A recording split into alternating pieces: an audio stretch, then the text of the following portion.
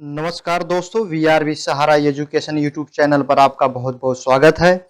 दोस्तों, कंपटीशन के संबंधी सभी तैयारी के लिए जितने भी आप कंपटीशन के लिए तैयारी कर रहे हैं उन संबंधित आपको वीडियो और पीडीएफ के लिए हमारे चैनल को सब्सक्राइब करें, जिससे आपको वीडियो आसानी से मिल सके। आज हम नदियों के किनारे बसे प्रमुख शहर गंगा नदी, जो गंगा नदी के किनारे जितने भी शहर बसे हैं आज उनके बारे में जानते हैं। हरिद्वार जो उत्तराखंड में है, बद्रीनाथ उत्तराखंड में है, पटना बिहार में है, भागलपुर बिहार में है, प्रयागराज उत्तर प्रदेश में, फर्रुखाबाद उत्तर प्रदेश में, कन्नौज उत्तर प्रदेश में है, कानपुर उत्तर प्रदेश में है, वाराणसी उत्तर प्रदेश में है।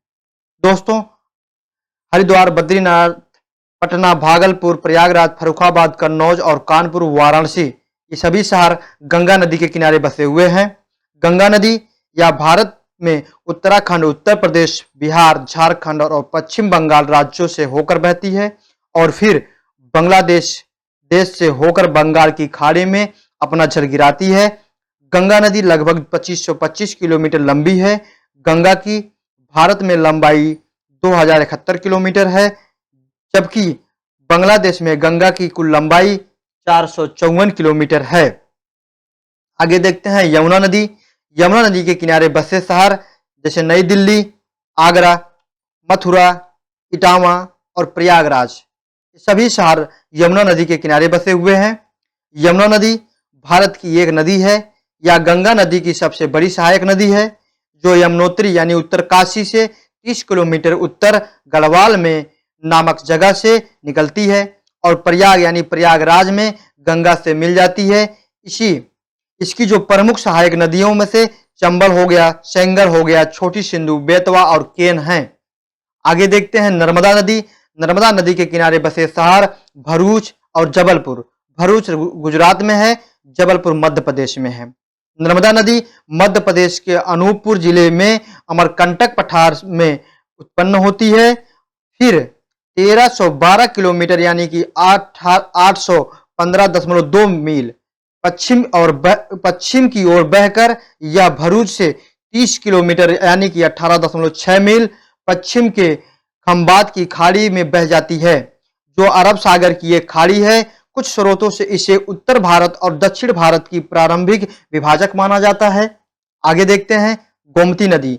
गोमती नदी के किनारे बसे शहर लखनऊ, जौनपुर, जो उत्तर प्रदेश में है। गोमती नदी भारत के उत्तर प्रदेश राज्य में बहने वाली एक नदी है, जो गोमती उत्तर प्रदेश के पीलीभीत जिले के माधो टांडा ग्राम के समीप स्थित गोमत ताल के आरंभ होती है। गोमत ताल से ही क्या हो जाती है, आरंभ होती है।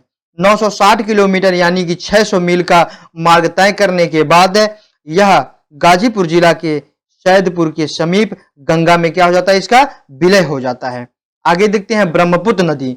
डिब्रूगढ़, गुवाहाटी, सोकोवा।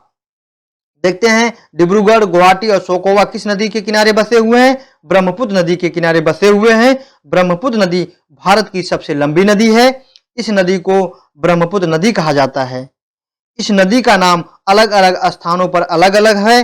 तिब्बत के मानसरोवर से निकलकर बांग्लादेश में गंगा में मिलने पर इस नदी को पद्मा नाम से कहा जाता है, जिसके बाद मेघना नदी के रूप में या बंगाल की खाड़ी में क्या हो जाता है, जाकर मिलती है। आगे देखते हैं चंबल नदी। चंबल नदी के किनारे बसे कोटा, ग्वालियर। कोटा राजस्थान में है और ग्वालियर मध्य प्रदेश में है। चंबल नदी, यह नदी भारत में उत्तर तथा मध्य भाग में राजस्थान तथा मध्य प्रदेश के कई जिलों से होकर बहती है। यह नदी दक्षिण मुड़कर उत्तर प्रदेश राज्य में यमुना में शामिल होने के पहले राजस्थान और मध्य प्रदेश के बीच सीमा बनाती है।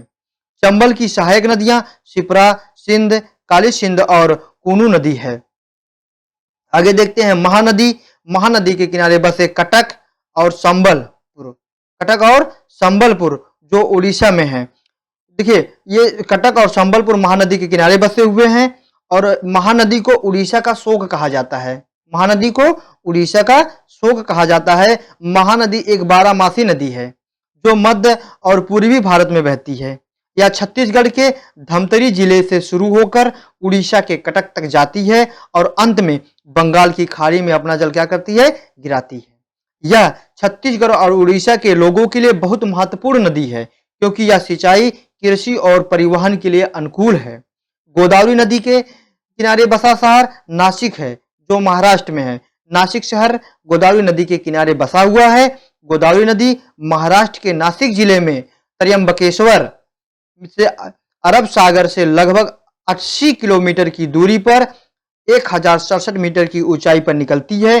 गोदावरी की उत्पत्ति से लेकर बंगाल की खाड़ी में गिरने तक की इसकी लंबाई कितनी है, 1465 है। आगे देखते हैं दोस्तों, महत्वपूर्ण कुछ प्रश्नोत्तर हैं जो बार बार परीक्षा में पूछे जाते हैं, उसको कवर कर लेते हैं हम लोग। बड़ोदरा जो है इस नदी के तट पर स्थित है, तो आप कहेंगे विश्वामित्र नदी के तट पर स्थित है। पुणे इस नदी के तट पर स्थित है, तो आप कहेंगे मूठा नदी के तट पर स्थित है। कोलकाता किस नदी के तट पर स्थित है या किस नदी पर स्थित है, तो आप कहेंगे हुगली नदी के किनारे बसा हुआ कौन सा शहर है, कोलकाता है।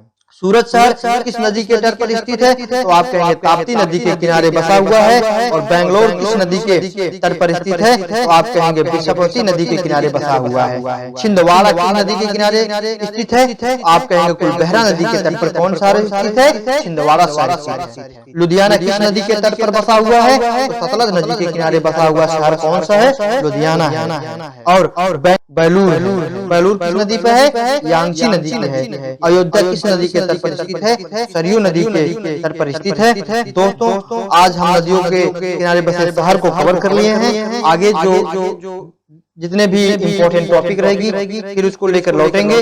धन्यवाद। हमारे BRB सहारा एजुकेशन यूट्यूब चैनल को सब्सक्राइब करिए जिससे आपको वीडियो और PDF फ्री में प्रोवाइड किया जा सके। धन्यवाद।